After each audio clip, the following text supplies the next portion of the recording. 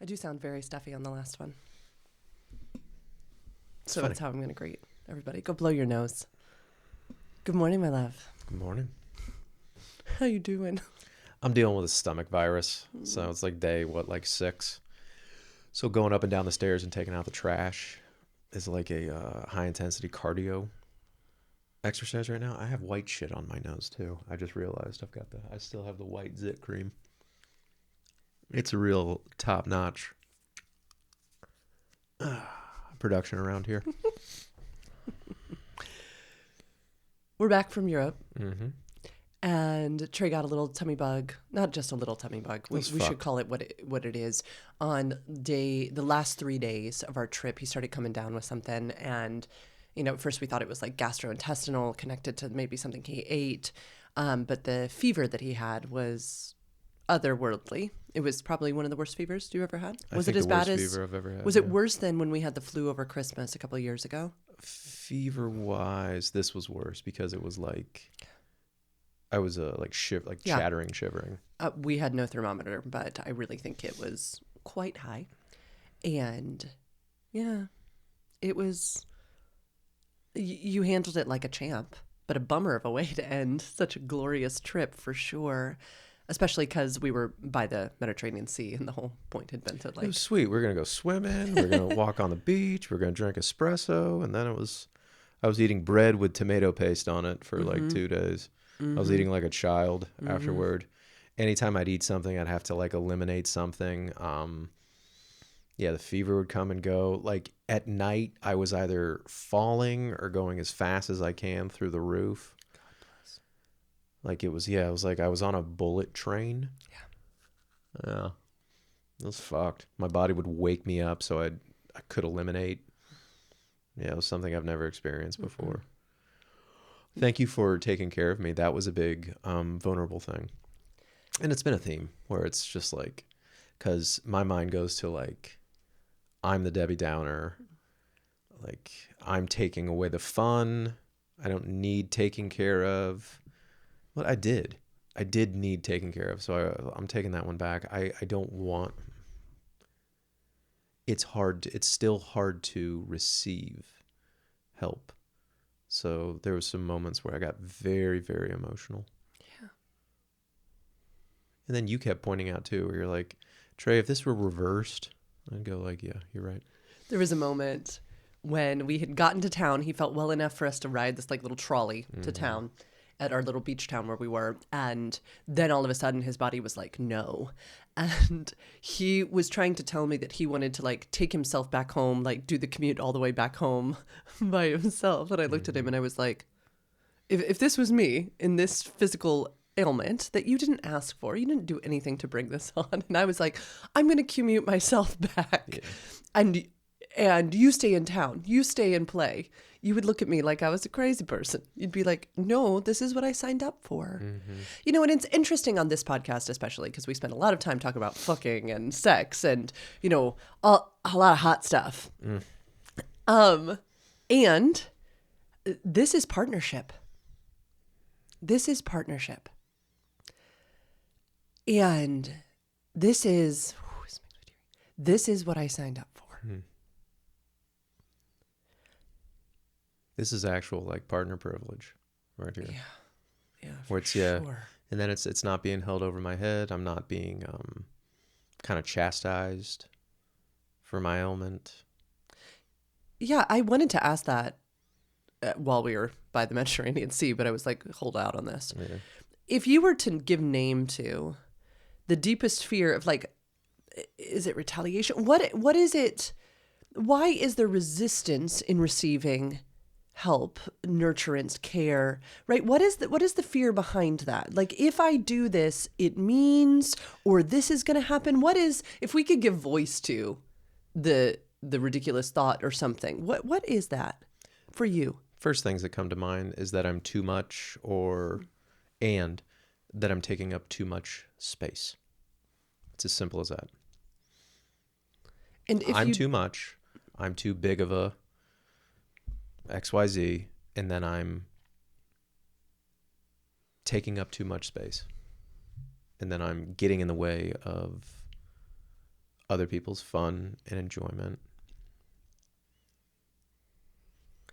And so if you take up all that space, then what is the risk? What's going to happen? That I'm a person that other people tolerate or dislike being around.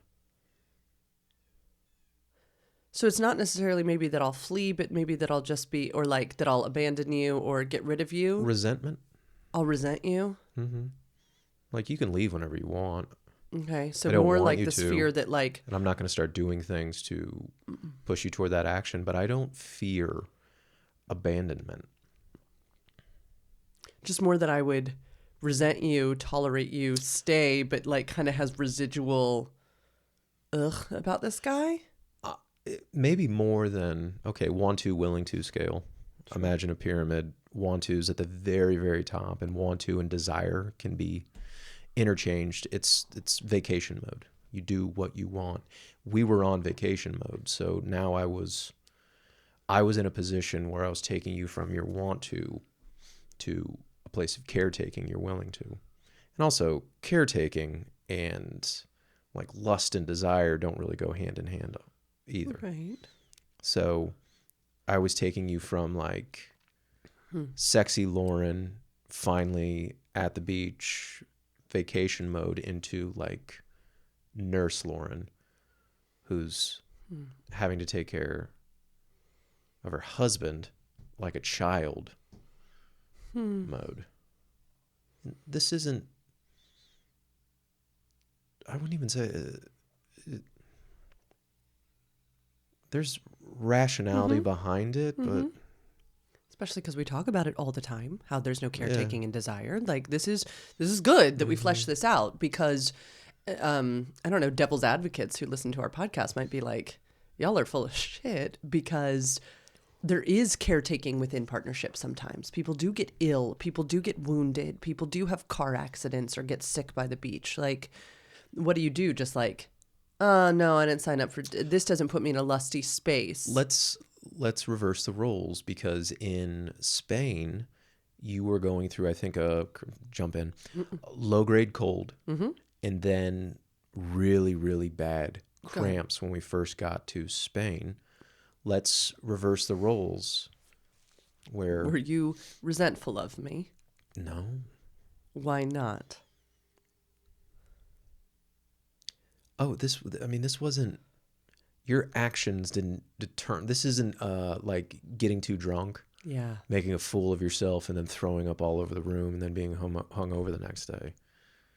Like, it's not that. This is something that happens. And it's my job in these moments to support you. And you didn't choose this. And you did a lovely job. And we still persevered and did the best that we could. And, when one is traveling through so many different countries in a 3-week period, the chances, we did so much to support our immune systems. And yet it's a lot of different climates. It's a lot of different foods that we're eating. It's just part of it. I was talking to a client yesterday and they were in Thailand or something. And they were like, it's part of the ride of travel is like, you're going to get an upset tummy at some point. You're going to get a little bit of a cold. It's like, it's part of, like, I could stay home and be perfectly healthy for the rest of my life. Maybe. Or I could travel. Exactly. Like, come on. I'm not going to not travel because I might get a stuffy nose. Like, and I'm not going to not travel because I'm a menstruating person. Did you go through any of the thoughts that I went through? 100%. Tell me about yours. Well, my period hit, and I knew it was going to, right as we descended upon Barcelona, which was the very place that I had so badly wanted to take you. Like, there were so many places that I was like, oh, this is where I want to take Trey. And places that I hadn't gotten to spend excess time, that I had wanted to just spend time rambling around with you. And I literally physically could not. One of the worst sets of cramps I had had. And, oh my God, just like so bad. So we had to think of things that were like low mobility, but also I didn't want to stay in the room. And you knew this about me too. You weren't going to like make me an invalid and be like, well, you should do only this. No. So we kept hopping on You all have seen them, like double-decker tour buses. And we would sit on the top, which kind of let us feel, and we had little ear things in, so we were hearing about Barcelona while riding around on our butts. I mean, we were just riding around the city, seeing it all. I think the first day we just did the total loop. We didn't even get off, did we? Nope. No, we didn't have capacity. No. No. And then we had gatherings with friends and things like that, which were lovely and wonderful and kind of did the labor for us. It did the lift. My dear, dear friend orchestrated, different things that we could do, and that was perfect. I had the resiliency for that, kind of like one energetic lift a day. And she was compassionate with me too, but I also felt bad there. Like, this was a person I had been like getting ready to see for 6+ months. Like, that's a bummer. It's really a bummer. But I just had to be like, this is how the cookie crumbles. I didn't do this, but I did fear. Yeah, I definitely felt that I was holding you back from fun, from exploratory pleasure, from, obviously, like, I was not in a sexual space, like, and here we're in this like place that was so deeply erotic and romantic to me. Yeah. Did you fear any retaliation? Did you fear any resentment too? Resentment. No, Okay. I feared resentment because it was kind of like, it was our last week too. There's like a lot of like, I don't know. This was like, so the first 2 weeks were study, were others, like this was our week. Mm-hmm. And so I also sadness, like just grief that, that's how I was feeling. Yeah. So I hear you. I see you. And you never made me feel anything at all. And it was surprising how much fun we still had doing like seated things. We then found like a sky lift, like a tram that goes up in the sky. We did so great. much fun stuff. And then Lauren needed to push the eject button, and then we got in an Uber. Oh, that's where she's right. like, I gotta go. And it's like, great, we're home in 15 minutes. Can you imagine if I had said right then at that castle, I'm going to go home, you stay here. I could have done that. I can see me doing that. You keep having fun. What would you have done? Would you have stayed? I also wasn't feverish. I was just menstruating deeply. Really, it depends. Okay, back to my thing. You got to go down to the pool, which was great. Mm-hmm. Like, I was so happy where it's like, go, shoo. And then there were times where it's like, okay, I'm back at the room. I've got this. You're fine enough. I literally have everything I need. I got meds. Like, if you want to go into town, I'll be fine. There's like fever's broken. So there is a point where, yeah, like go and have fun is appropriate. Sure. I've done enough. Yeah. I'm nearby enough. And also I am resourced. Yeah. Like the person that's sicky pants is resourced. So yeah, there is a point. But like at the very height of it, no, I wouldn't have stayed. I would have gone back, would have made sure that you have everything that you need to chill. Mm-hmm. And then I think you did walk to get yourself. That's where you found your sandwich place. Okay, yeah. Yeah. Yeah, where it's, then I would have gone back out, but I would have stayed close. You did. Yeah. Yeah. You were within like, a 10-minute walk back Correct. to me. Yeah. I want to circle back to you were like, it's not a lusty place and it's a willing instead of want to. I'm going to die on this hill of, and let's talk to our wheel of consent folks. Because that's me. That's me, honey. The relegation to willing to being less juicy than wanting to, I don't like. Oh, so you would just stay in your wanting then? It's still, so it's I wanted to care for you. Great. So it would just stay in wanting and you wouldn't go to willing. Great. Yeah. Were you just willing? Like, I do think it's willing because it was service that I was doing for you, but I don't like that it's like further down. We had a whole podcast episode about this. I don't like that it's like further down the tiers. I think that they are two different things. I think want to is doing an action and it's for me. I think willing to is doing an action and it's for you. You would be in taking then. So as far as you just be in taking. So you'd want to take your turn taking care of me. So you're doing the thing well, no, it's No, for me. Okay, it was yeah. for you. And I just think that there is a juicy space full of consent and joy in which you can ask me for something and I can say, yes, I will, with a full heart. So this is one of the times I don't think the wheel applies then, because you're doing the thing, it's for me, you're in wanting. So there's not a binary Sure. tract for the wheel. So it's one of the rare times that the wheel doesn't apply. You're still in wanting. You're in service and you're in wanting. And that's fucking rad. Like, thank you. Yeah. Great. Again, maybe someday we'll have a guest. Like, I want to talk about this more, that I think that there are times in partnership where, I was listening to a podcast about this yesterday and was telling you about it yesterday, that we do things for a partner that we, outside of the partnership, we wouldn't jump in doing. And yet, because we've chosen partnership with this person, we're like, hell yes, I will. Yeah. If you were just some Joe Schmo on the street, I don't know if I'd be like, oh, let me hold you through your fever. But you are my partner. And when you ask me to get in bed and hold you and spoon you while you shake and shiver, yes, I will. I have a deep level of desire to do that thing.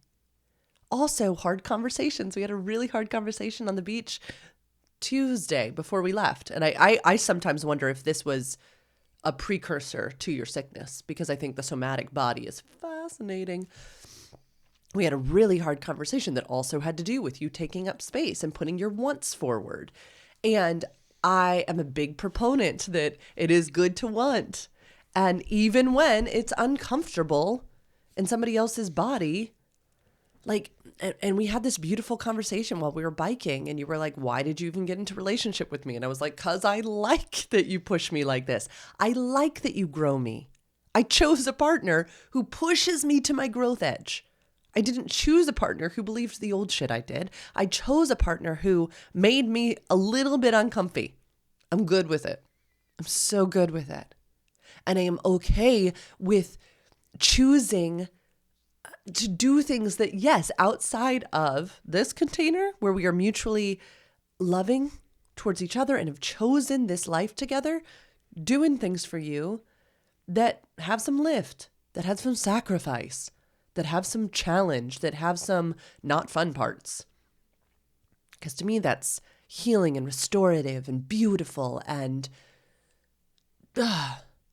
what life is about. Life isn't all about lust and fucking and desire and want to, and it can't be. If it is, I think it becomes very hollow. There's a point of no diminishing return. Or just hedonistic, where that's all you're chasing. And I think you turn into It's not who I want to be. It's not who I want to be. Let's leave it right? at that. Like, there are some colleagues of mine who truly practice hedonism, and they're amazing humans. They truly are. That is not, it's not what I want to be.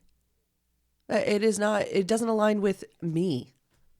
Yeah, that's a whole nother podcast. Because do they do it under an ethical geist? Do they do it under a rule structure? Yeah, again, what an amazing guest it would be to have on, because you would adore this human, like truly adore them. And I think they would lead to, it would be more fully aligned with what we do anyway. Okay, but cool.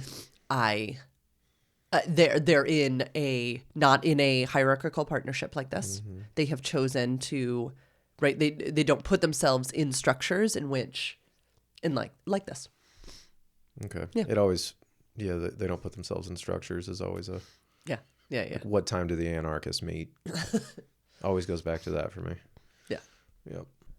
I know that the audience, if you're here, or you might be thinking like, oh, like this is a lower energy, more quiet podcast than some of our recents.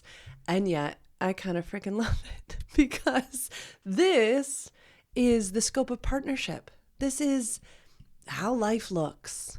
And one of the main reasons we wanted to even do this podcast was I was seeing clients early in this work, and I would, we'd be giving tools or we'd be talking about things. And then they would go home and in their lives and be with their children and, dealing with colds and job challenges and all of these things. And they would come back to session so frustrated with themselves and so convinced that the life I was living was full of pleasure and joy and ease all of the time because I had taken these principles and applied them. And I was like, oh my, we need to do this podcast so that people can see that relationship and the scope of life is full of all kinds of colors. And sometimes it's hard. And sometimes we have tummy bugs. And sometimes we menstruate. And sometimes we're tired. And that's a part of the human experience. And I refuse to say that in this world of media production that every single thing that we put out needs to be like high traffic volume and catch the clicks and do this and do that. It's probably why our audiences have grown more slowly on social media platforms, and I don't give a flying fuck. Yeah, I openly don't. I dislike our audience. If you're listening to this, I don't dislike you. I dislike you for who you are. I don't. I refuse to cater to that. This is real.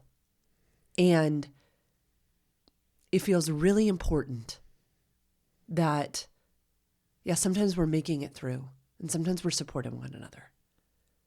And it's beautiful. It's not anything that I ever care to feel resentment from you towards me for, or to give resentment towards you. Like, yuck.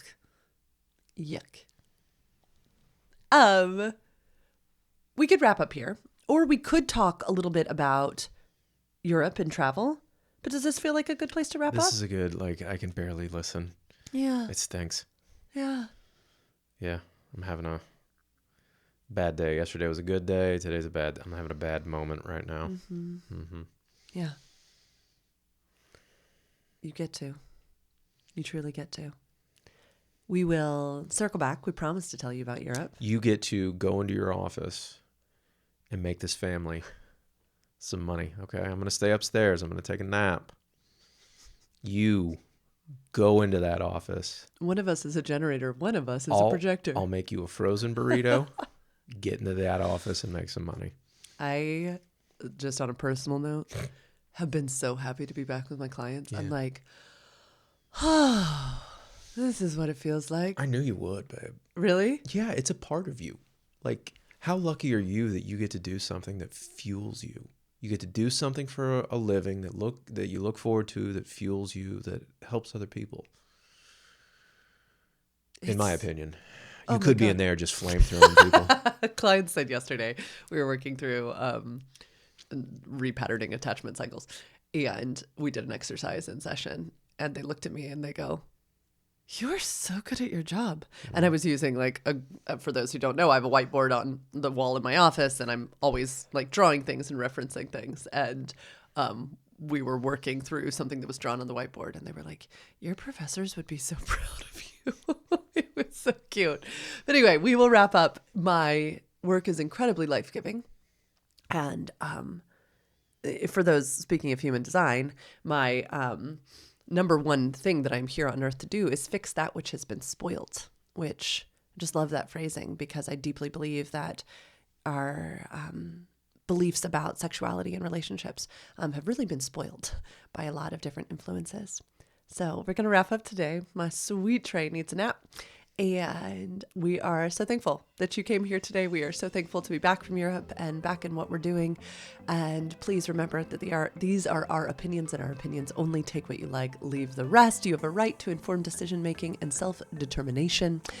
If you want to know more about working with me, you can go to sexedforyou.com/free consult and request a consult. There we can chat about the work that I do and what you're looking for in this season. Have a great rest of your day. Bye-bye.